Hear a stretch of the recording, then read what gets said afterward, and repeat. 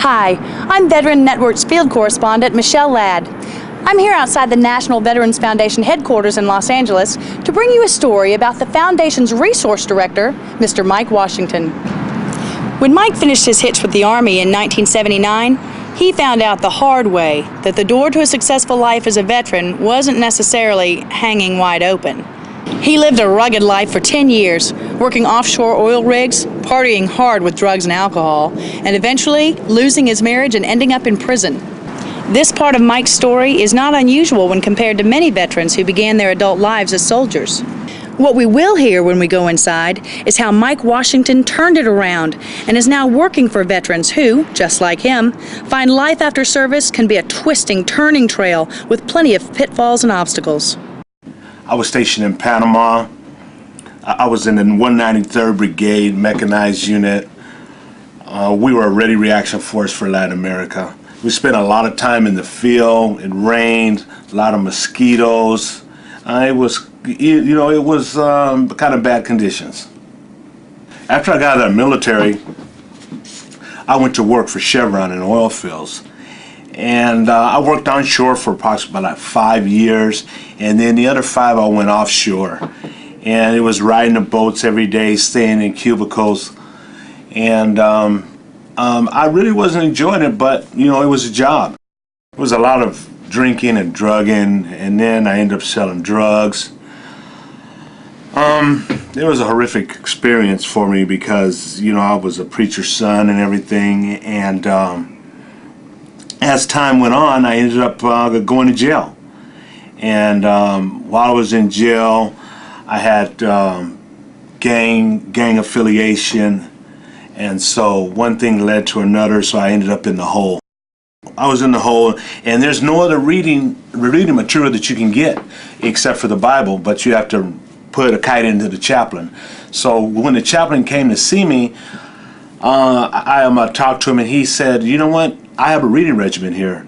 And he said, "If you read this reading regimen for 30 days, I guarantee you to change your life."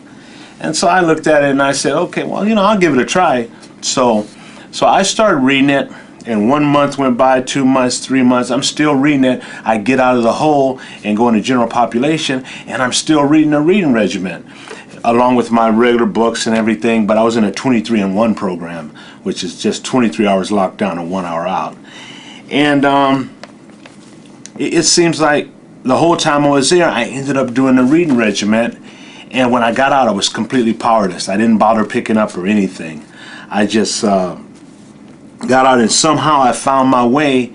I found my way through one of my homeboys that were there, because he was going to the VA for my methadone.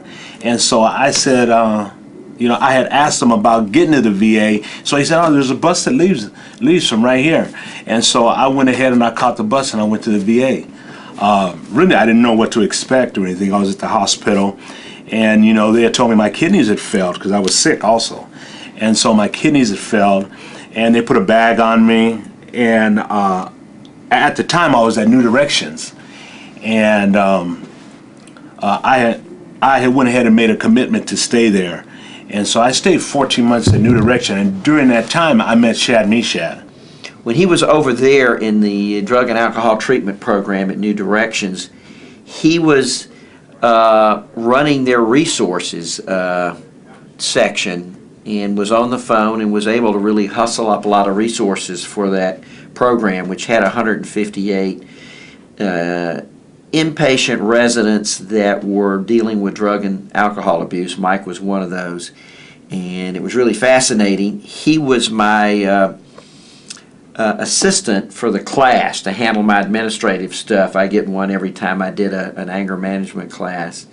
And he was very quiet. It was very interesting, but I watched him working downstairs at that building, gathering resources for this large project, live-in project at New Directions. I liked Mike. I couldn't really read him. He was very quiet, seemed very introverted at the time, very serious in the program, but there was something very special about him. So I decided to give him a shot. I saw him light up like a candle. It was unbelievable, just giving him the chance. The great thing about him is his integrity, his honesty. He has tremendous energy and tremendous compassion for all, not just veterans, everybody. And the more he was here, the more I was just so surprised. I was so blown out as to how special this man was. And he was tremendous. All of a sudden, we were getting stuff donated, so much stuff that we were filling up a lot of other programs, including New Directions, U.S. Vets, with things that they needed: clothing, food, shoes, anything, you name it. Mike sort of has set up a network. He's a tremendous networker. We'll be back with more about Mike Washington.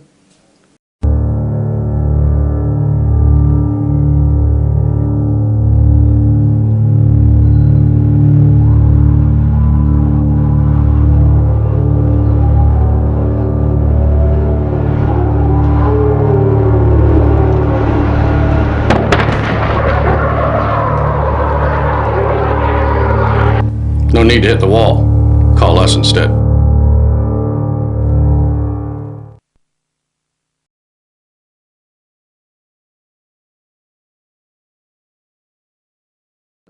The latter part of the summer, Katrina hit the Gulf Coast, and there was a tremendous need, and all of a sudden we had several semi-loads of stuff that we were able to ship that Mike had acquired through our resources, to ship down into Houston, where they had over 100,000 refugees from the Gulf area.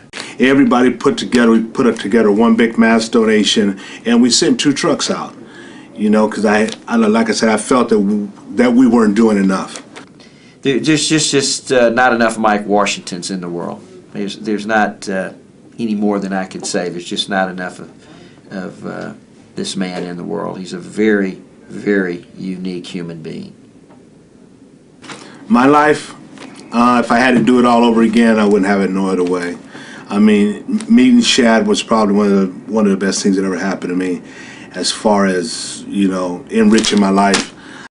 Working at the foundation, helping other people, it's all a part of me staying sober. And I'm very grateful today just to have the chance to serve veterans. Great job, Mike. Don't ever stop.